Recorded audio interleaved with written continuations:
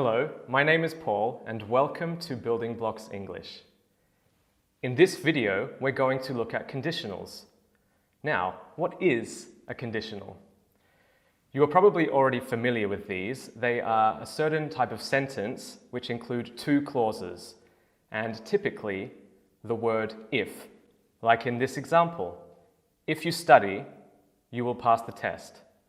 Now, here we can see two clauses. The first, if you study, is the condition, and the second, you will pass the test, is the result. So in conditionals, we always have a condition which then determines what the result will be. Here's another example. If I were rich, I would buy a mansion. Or, if I had gone to bed earlier, I wouldn't have fallen asleep at work. And of course, with conditionals, you can always flip the clauses like this. You will pass the test if you study. In the first sentence I say, if you study, you will pass the test. But I can flip it to, you will pass the test if you study. However, notice the punctuation. In the first example, there is a comma separating the clauses. If you study, comma, you will pass the test. When I flip them and I put the result first, there is no comma. You will pass the test if you study. Or, I would buy a mansion if I were rich, instead of if I were rich, I would buy a mansion.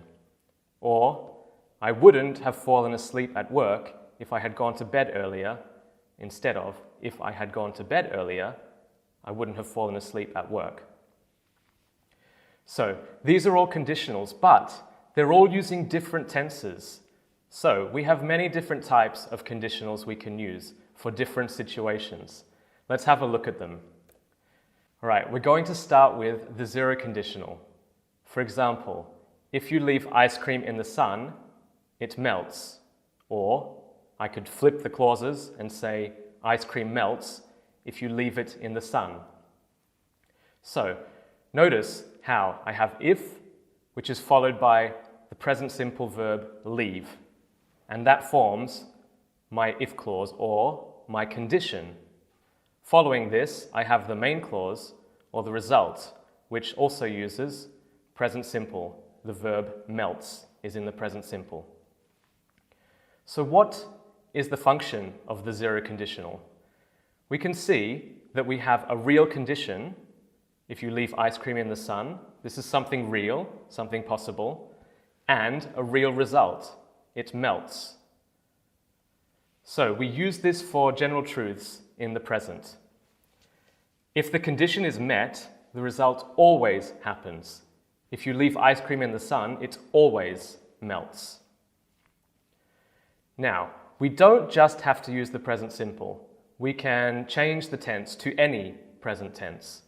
For example, if I'm studying for a test, I don't listen to music. Whenever I'm studying, I never listen to music. And here, in the condition, instead of present simple, you can see I'm using present continuous. Am studying. Or, if I have only slept for 2 hours, I am grumpy. In this case, in the condition, I have used the present perfect simple, have slept. And finally, if I've been drinking, I don't drive. So, once again, I've changed, and now I'm using the present perfect continuous. My decision on which tense to use will be based on what I am trying to express. Is this a long continuing action? Is it a past action affecting my present? If you want to review present simple versus present continuous and present perfect simple tenses, you can check out our other videos on these topics. Okay, so now let's move on to the first conditional. Here's an example. If the bus doesn't arrive soon, I'll be late for work. Or, flipped, I'll be late for work if the bus doesn't arrive soon. Now, in this conditional, I have if plus, once again, the present simple, doesn't arrive. And that makes up my condition, or if clause. But, for my result, I'm doing something different. I'll be late for work is using will plus an infinitive verb. to form the result clause. So what is the function of the first conditional? Once again, it's a real condition and its real result. However, it's used for possible present and future conditions and their results. It's not something that is always true, it's possible or likely. So if the condition is met, the result will probably or is likely to happen. If the bus doesn't arrive soon, it might arrive soon, but if it doesn't, I will be late for work, probably. Now, as with the zero conditional, we don't just have to use the present simple in the condition, and we don't just have to use will in the result. Once again, we can use any present tense, and we can also use different modals instead of will. For example, if you haven't come to class, you might or you may still pass the test. So here, in my condition, I'm using the present perfect simple. And in my result, I'm using might plus infinitive or may plus infinitive. If I choose to use might or may, I'm saying that the likelihood or the possibility that this result happens is not so certain.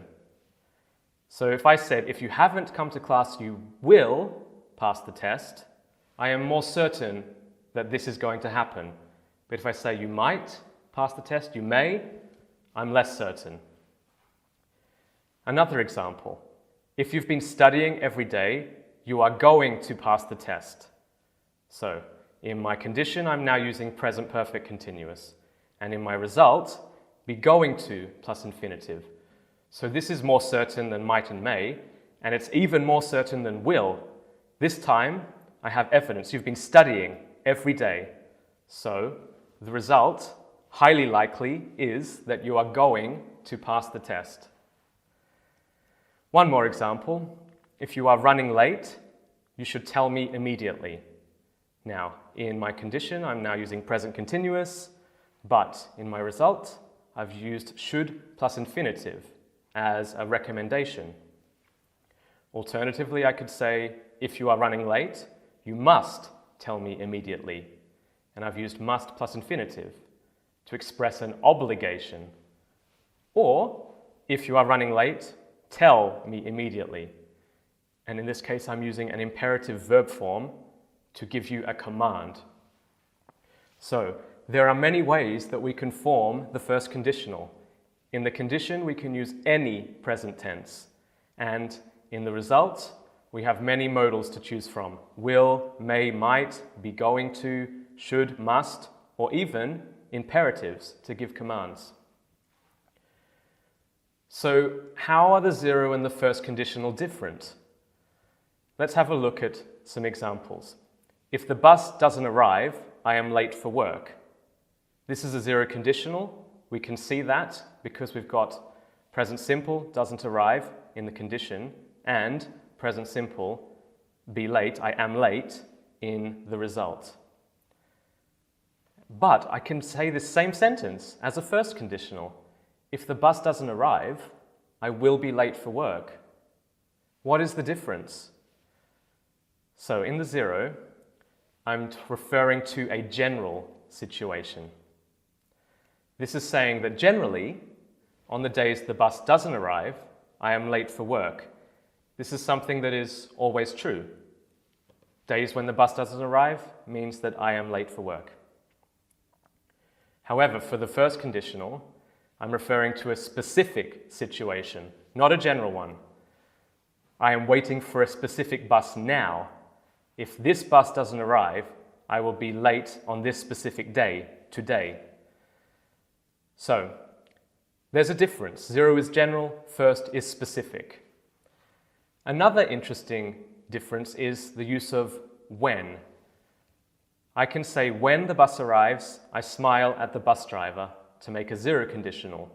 Or when the bus arrives, I will smile at the bus driver to make a first conditional. I'm using when instead of if. And in the zero conditional, this means that there is no difference. Because zero conditionals are always true. If it happens, when it happens, it's the same thing. However, First conditionals are not always true. They are possible. So if I'm using when instead of if, I'm saying that it's stronger. I believe it's more likely to happen. If the bus arrives, maybe, maybe not. It might not arrive. When the bus arrives, I know it's going to arrive. So let's move on to the second conditional. If I won the lottery, I would travel the world. Or flipped, I would travel the world if I won the lottery.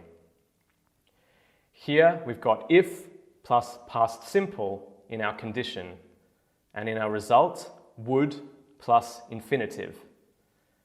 What is the function of the second conditional?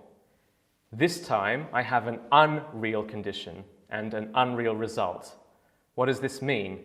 It means that what I am referring to in my condition is an imaginary present or future situation, and therefore the result is also imaginary or highly unlikely.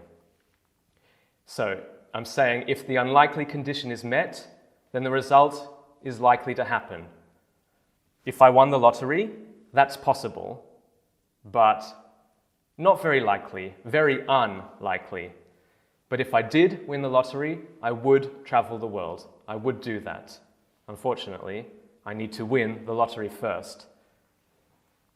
Okay, so once again, we have many different combinations. We don't just have to use the past simple, and we don't just have to use would to form a second conditional.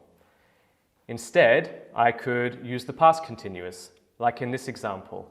If you weren't talking so loudly, I could concentrate. So here in my condition, I've got the past continuous, and in my result, could plus infinitive instead of would.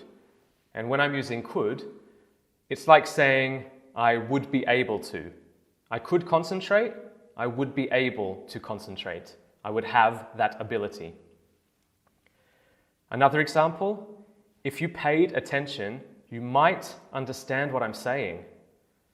Here I'm just using past simple in my condition, but in my result, I'm using might plus infinitive. And might is being used to mean would maybe. You might understand.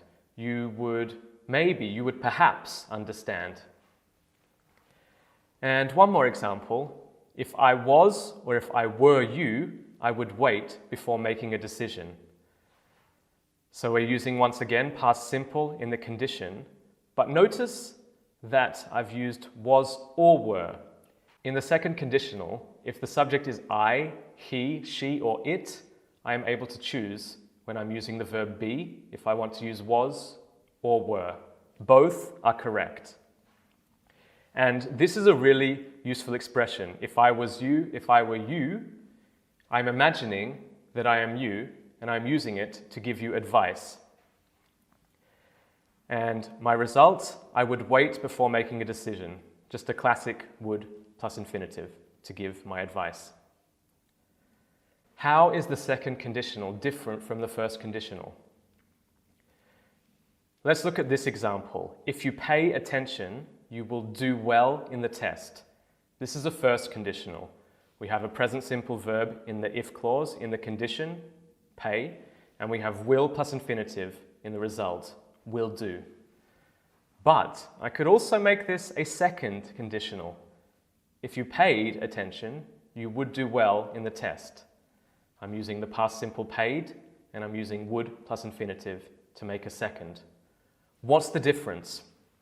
Well, in the first conditional, if you pay attention, I think this is a possible or likely condition.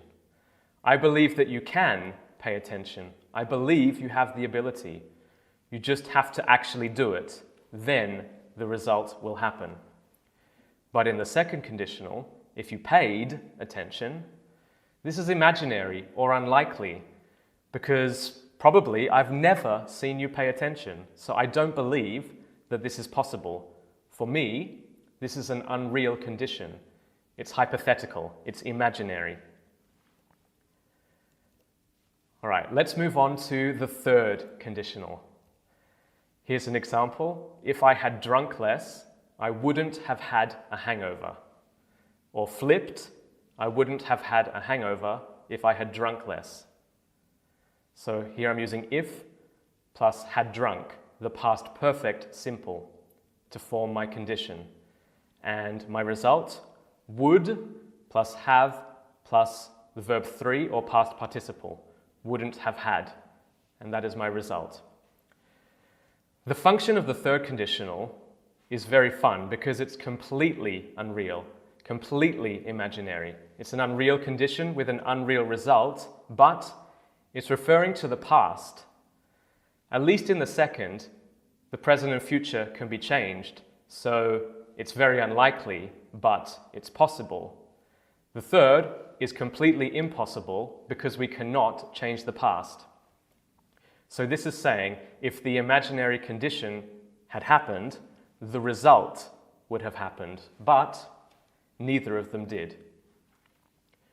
Once again, we can mix it up. We don't just have to use the past perfect simple and would. We can use the past perfect continuous and other modals. For example, if you had paid attention in class, you might have passed the test. So here I'm just using past perfect simple in my condition, but for my result I have might plus have plus verb 3. And just like in the second conditional, might here means would maybe have, would perhaps have.